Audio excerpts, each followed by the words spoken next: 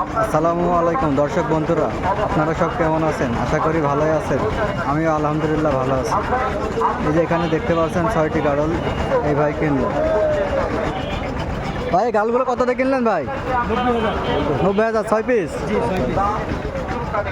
এই যে 6 পিস গাড়ল 90,000 টাকাতে কিনলো।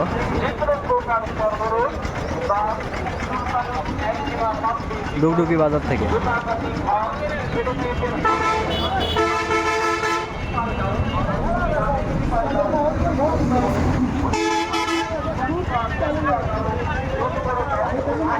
হাটে গাড়লের আমদানি ভরপুর।